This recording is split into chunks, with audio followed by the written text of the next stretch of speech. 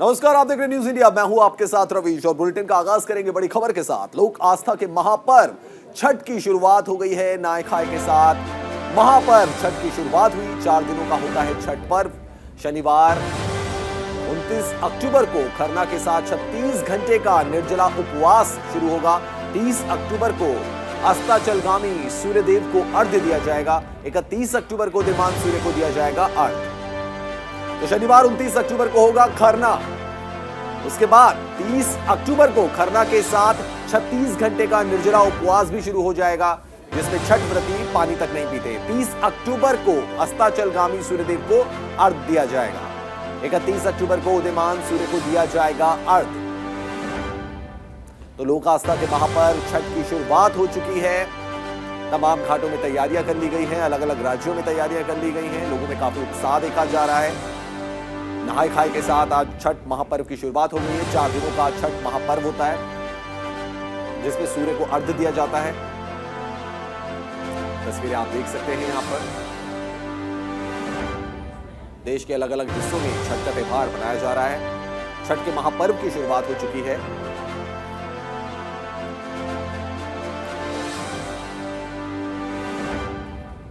और घाटों की साफ सफाई का काम भी काफी तेजी से चल रहा था। काफी घाटों को साफ भी कर लिया गया। अगर दिल्ली की बात की जाए तो दिल्ली में भी घाटों में काफी साफ सफाई देखी जा रही है, क्योंकि आदेश दिए गए हैं कि घाटों से अब महापर्व को मनाया जा सकता है। पिछले 2 सालों से, क्योंकि कोरोना का प्रकोप था, छठ की धूम नहीं दिखाई दी थी, लेकिन इस साल काफी लोग उत्साहित हैं।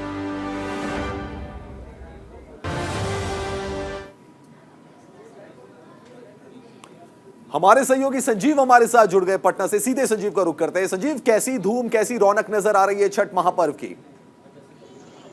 2 सालों के बाद, कोरोना काल के बाद जो ये आप नजारा दिखा, हमारे पीछे गंगा नदी है और देखिए किस तरह से जो पीछे हमारे गंगा नदी है, तमाम जो नाव है, घाट को पूरी तरह से सजा दिया गया। और मैं बता दूं कि जिला प्रशासन इस बार पूरी तरह से नजर बनाए हुए है। 24 घंटे जो है नजर है जिला प्रशासन की। और सबसे बड़ी चुनौती है गंगा घाट पर। पटना के गंगा घाट की अगर हम बात करें तो यहाँ का जलस्तर कई घाटों का खतरनाक घाट घोषित कर दिया गया है।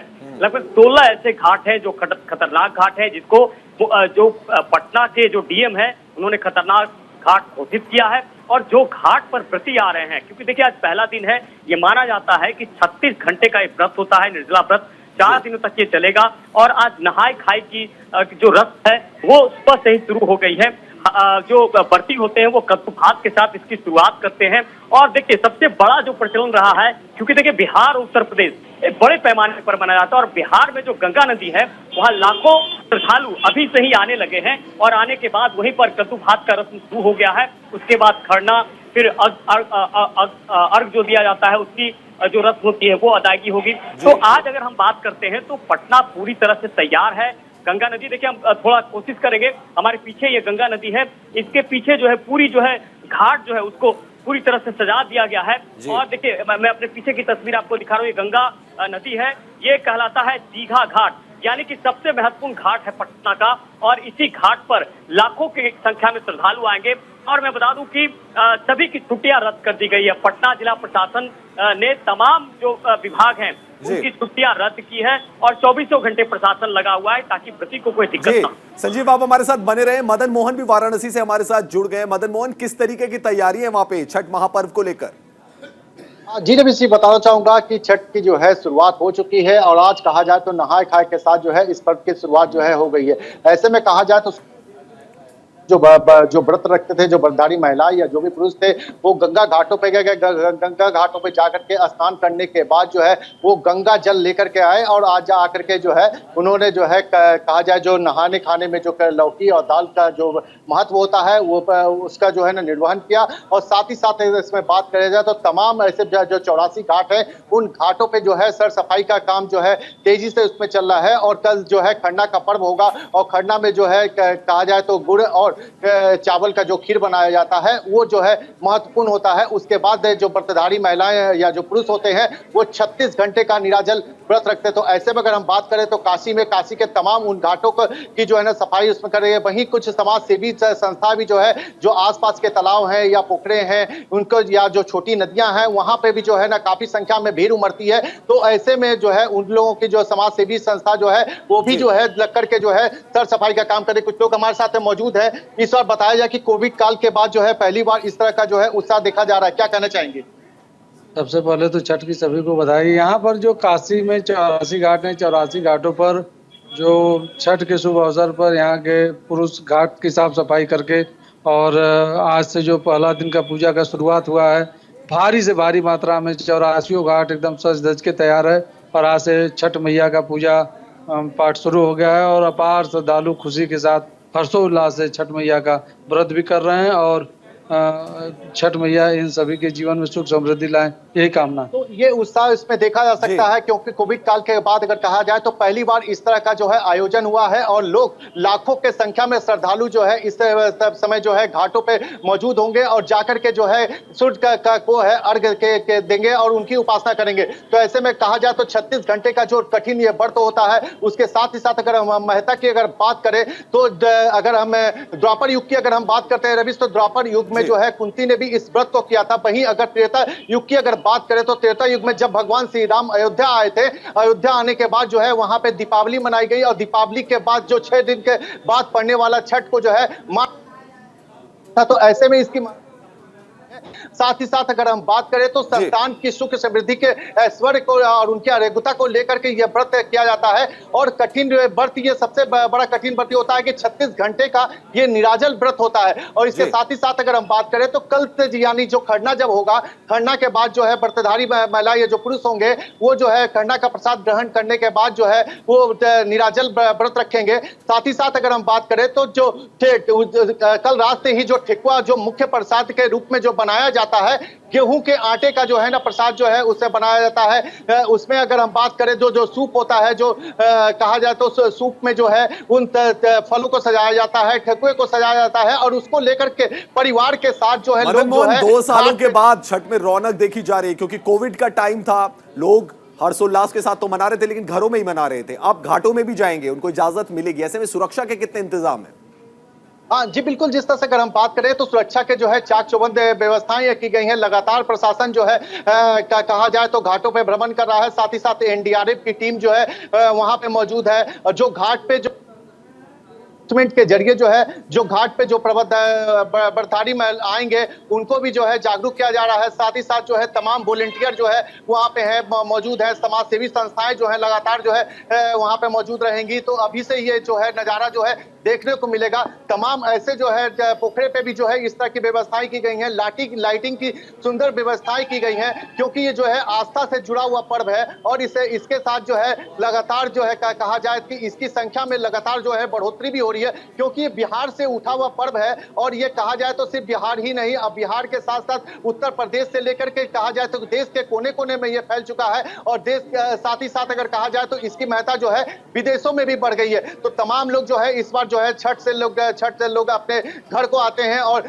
जो भी छुट्टियां थी, जो सरकारी छुट्टी थी, उनको भी कहा जाए तो पूरी तरह से रद्द कर दी गई है। तमाम जो है व्यवस्थाएं जो है यहाँ पे जो है चाक चौबंद इसमें किए गए हैं। तो इस तरह से कहा जाए तो कोविड काल के बाद ये पहली बार इस तरह का जो है माहौल देखने को मिलेगा और काशी में जो है इसका महत्व और भी ज्यादा इसलिए बढ़ जाता है क्योंकि बाबा विश्वनाथ की नगरी है। विश्वनाथ की नगरी के साथ साथ अगर कहा जाए तो माँ का छठ का जो व्रत होता है यानी कि डूबते हुए सूर्य के साथ ही साथ जो है उगते हुए सूर्य का भी जो है कहा जाए तो अर्घ दिया जाता है। तो ऐसे ये कठिन उपासना जो है ये मदन मोहन, बहुत शुक्रिया आपका तमाम जानकारी देने के लिए। हमारे सहयोगी मदन मोहन छठ महापर्व पर हमें जानकारी दे रहे थे वाराणसी से। बढ़ते अगली खबर की तरफ। सीएम केजरीवाल ने पीएम मोदी को पत्र लिखा है और नोटों पर लक्ष्मी माता गणेश जी की तस्वीर लगाने की मांग की है। बापू के साथ लक्ष्मी जी और गणेश जी की तस्वीर लगाने की मांग की उन्होंने। 2 दिन पहले आपको याद है केजरीवाल ने प्रेस कॉन्फ्रेंस की थी जहां पर उन्होंने कहा था कि बापू के साथ साथ लक्ष्मी और गणेश की फोटो भी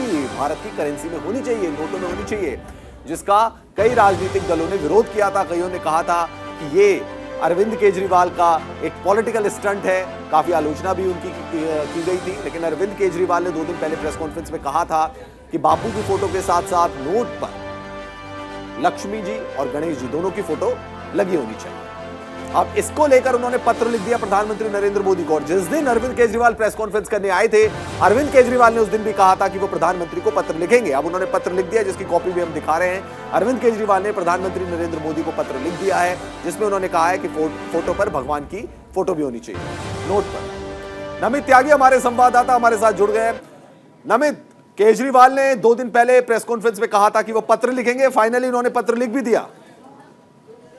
देखिए, बिल्कुल अगर हम परसों की बात करें तो अरविंद केजरीवाल ने प्रेस कॉन्फ्रेंस करके एक बड़ी मांग रखी थी। उन्होंने कहा था कि इंडोनेशिया के अंदर जिस तरीके से 85% जो आबादी है वो मुस्लिम समुदाय के लोग हैं, अगर वहां पर भारतीय करेंसी के नोट के पीछे जो है गणेश जी की तस्वीर लगाई जा सकती है, तो आखिर इंडिया के अंदर ऐसा नहीं हो सकता। उन्होंने साफ तौर पर एक बड़ी मांग रखी थी केंद्र सरकार के सामने कि जो अब आगे से नए नोट छपेंगे, हालांकि उन्होंने इस बात को स्वीकारा था कि जो पुराने नोट छपे हुए हैं पर हम कोई बदलाव की मांग नहीं कर रहे, लेकिन जो नए नोट छपेंगे उसमें एक तरफ गांधी जी की तस्वीर लगी होगी तो दूसरी तरफ गणेश और लक्ष्मी जी की तस्वीर लगाने की मांग उन्होंने रखी। तो उन्होंने खुद ये परसों कहा था कि वो 1 या 2 दिन में प्रधानमंत्री नरेंद्र मोदी को चिट्ठी लिखी और आज उन्होंने पत्र लिखा है। और सीधे तौर पर उस पत्र में यह भी लिखा गया है कि 130 करोड़ लोगों की ये मांग है कि भारतीय करेंसी के पीछे गणेश और लक्ष्मी लगाई जाए। इसके अलावा उन्होंने ये भी कहा है कि जो भारत की अर्थव्यवस्था है, क्योंकि आजादी के साल के बाद भी भारत एक विकासशील देश है, तो ऐसे में भारत की जो अर्थव्यवस्था है उसको सुधारने के लिए, उसको पटरी पर लाने के लिए देश लगातार प्रयास तो कर रहा है। देश के तमाम जो करोड़ों लोग हैं वो भी प्रयास कर रहे हैं।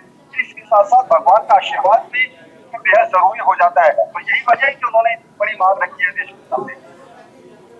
नमित, 2 दिन पहले जब प्रेस कॉन्फ्रेंस की थी अरविंद केजरीवाल ने, तो उन्होंने कहा था कि पत्र लिखेंगे, तभी इतना बवाल हो गया था पूरे देश में।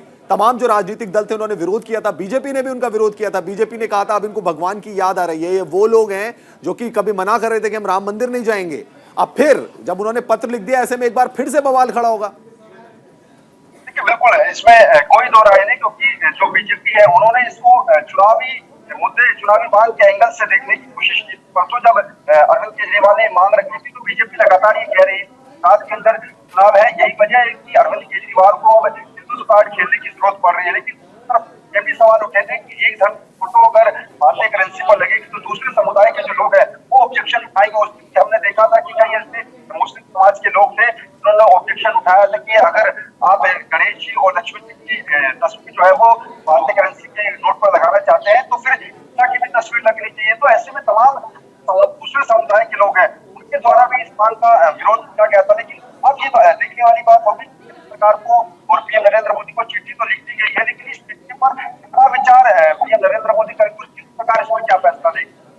नमित, आरोप लग रहे हैं कि अरविंद केजरीवाल जो है वो हिंदुत्व का कार्ड खेल रहे हैं, क्योंकि गुजरात में इलेक्शंस हैं, हिमाचल प्रदेश में इलेक्शंस हैं, एमसीडी के भी इलेक्शंस आने वाले हैं।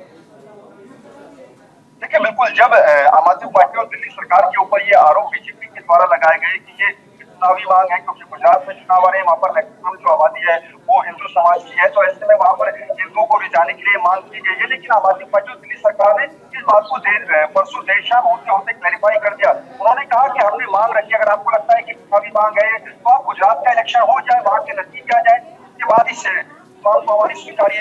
हमारी ये मांग कोई चुनाव से रिलेटेड नहीं है, ये मांग हमारी है कि आप देशवासियों के लिए ये एक बड़ा फैसला लीजिए, चाहे चुनाव के बाद लीजिए, चुनाव के बाद पहले लीजिए। हम इस बात को नहीं कह रहे हैं। हालांकि कई बीजेपी के लीडर्स ऐसे भी थे जिन्होंने इस बात को भी स्वीकारा। मनोज तिवारी की बात करें, उन्होंने कहा कि ऐसी कई मांगे हैं जिन पर केंद्र सरकार पहले से ही ऑलरेडी विचार कर रही है।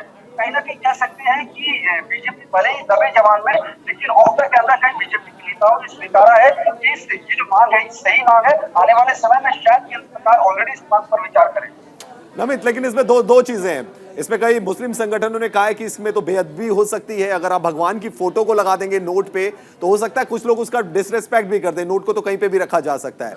दूसरी चीज, जैसे आचार्य चक्रपाणी थे हिंदू महासभा के अध्यक्ष, उन्होंने इसका समर्थन किया था, तो कुछ लोग ऐसे हैं जो इसके समर्थन में भी हैं, कुछ लोग ऐसे हैं जो इसके विरोध में भी। अगर मैं धार्मिक संगठनों की बात करूं तो देखिए, जिस बात का जिक्र मैं रवीश परसों कर रहा था, जब ये परसों बड़ी मांग रखी गई थी उसके बाद कई मुस्लिम स्कॉलर थे जिन्होंने इसका विरोध किया था। स्वामी चक्रपाणी ने हालांकि इसका समर्थन किया था। उन्होंने कहा था कि नोट के पीछे भगवान लक्ष्मी गणेश की होनी चाहिए। लेकिन कुछ लोगों का यह भी कहना था कि कई जगह नोट की जो हम उपयोग करते हैं, कई जगह अगर हम चिकन या मीट की दुकान पर जाते हैं वहां पर भी नोट को हमें देना होता है, शराब अगर हम खरीदते हैं, वाइन खरीदते हैं तो वहां पर भी नोट को आपको देना होता है। तो कई जगह इस तरीके का विरोध भी झेलने को लगा आम आदमी पार्टी को, दिल्ली सरकार को, कि अगर उन्होंने मांग रखी है कई जगह विरोध होने के लिए यहाँ पर जैसा मैं बार बार जिक्र कर रहा हूँ, ये डिपेंड करता है केंद्र सरकार और देश के प्रधानमंत्री नरेंद्र मोदी के ऊपर कि आखिर वो इस शिफ्ट पर क्या रिएक्शन देते हैं। जी नमित, बहुत शुक्रिया आपका तमाम जानकारी देने के लिए। नमित त्यागी हमारे सहयोगी जानकारी हमें दे रहे थे।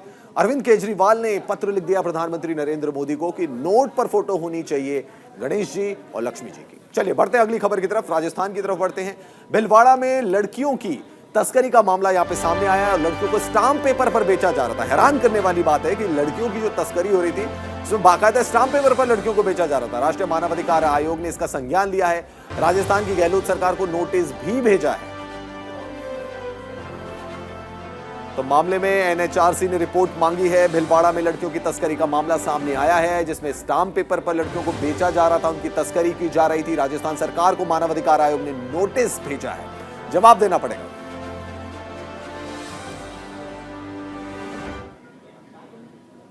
दीपक चावला हमारे संवाददाता इस खबर पर हमारे साथ जुड़ चुके हैं। दीपक, पूरा पहले तो मामला समझाइए और अब तो मानवाधिकार आयोग ने नोटिस भी भेज दिया राजस्थान सरकार को। देखिए, बिल्कुल राजस्थान के भीलवाड़ा और पंडेर क्षेत्र की ये घटना है। एक स्टाम्प भी सामने आया कि जैसे कि न्यूज इंडिया सुबह से वो स्टाम्प दिखा रहा है जिसमें इस तमाम जो घटनाक्रम है उसका जिक्र हो रहा है। अगर उस पर तारीख पर देखेंगे आप तो 2005 का ये पूरा मामला है, तो कह सकते हो कि पुराना मामला है। लेकिन राष्ट्रीय जो महिला आयोग है और राष्ट्रीय जो मानवाधिकार आयोग है उन्होंने अब गहलोत सरकार को संज्ञान लिया है और उनको पत्र लिखा है कि इस पूरे मामले की जांच करे। तब इस पूरे मामले का खुलासा हुआ है। इस पूरे मामले की अगर जांच पड़ताल की जाए तो 2005 में करीब कह सकते हो कि 2005 से अब तक 3 ऐसे मामले जो है वो सामने आए, यानी कि 3 नाबालिग लड़कियों के मामले सामने आए जिनको बेचा गया। ना सिर्फ बेचा गया बल्कि स्टाम्प पे उनके जो फैमिली मेंबर है, माँ बाप है, उनसे लिखवाया गया है कि हम पैसे देने में असमर्थ है, इसलिए अपनी बेटी जो है वो दे दी जाएगी। ऐसी जो है बातें सामने आ रही है। तो कह सकते हो कि भीलवाड़ा में एक लगातार इस तरह का गिरोह सक्रिय है जो कि गरीब जो परिवार होता है उनको पहले तो रुपए देता है और बदले में उनसे ब्याज लेता है। इतना मोटा ब्याज लिया जाता है उनसे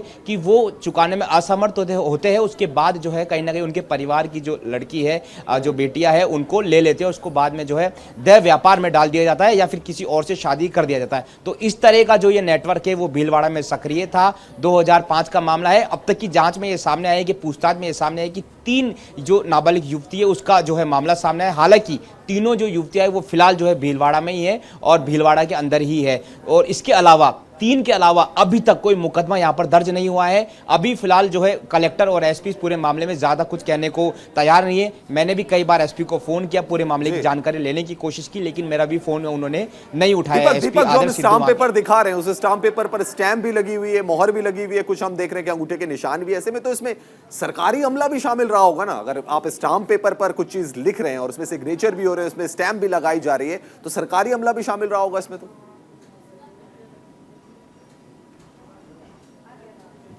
बहुत वाजिब आपका सवाल है। पंडेर जो क्षेत्र है वहां पर जो पंचायत होती है और वो पंचायत ने जो देखिए इसमें एक मामले का मैं जिक्र करूंगा।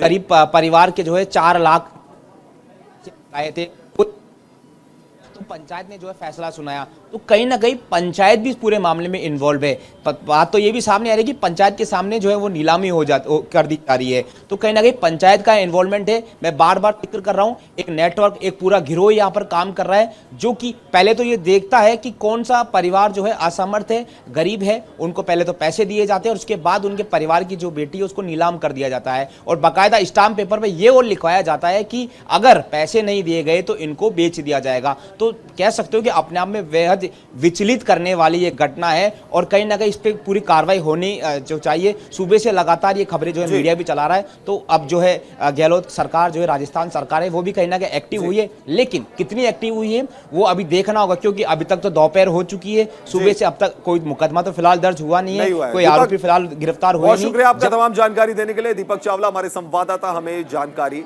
दे रहे थे। अब बढ़ते हैं अगली खबर की तरफ। अखिलेश यादव ने इलेक्शन कमीशन पर जो आरोप लगाए थे, वोटिंग लिस्ट से नाम हटाने का उन्होंने आरोप लगाया था।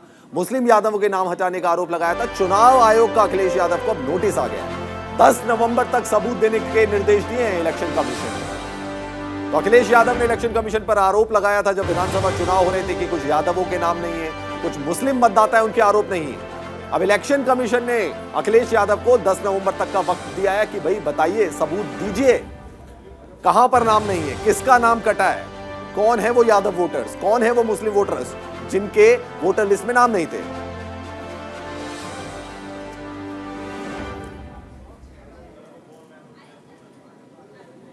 विवेक तिवारी हमारे सहयोगी हमारे साथ जुड़ चुके। विवेक, लग रहा है कि मुश्किलें बढ़ रही हैं अखिलेश यादव की भी। कुछ दिनों पहले कल हमने देखा आजम खां की मुश्किलें बढ़ रही थी, जो कि एक बड़े नेता है समाजवादी पार्टी के। अब अखिलेश यादव की भी मुश्किलें बढ़ने वाली हैं।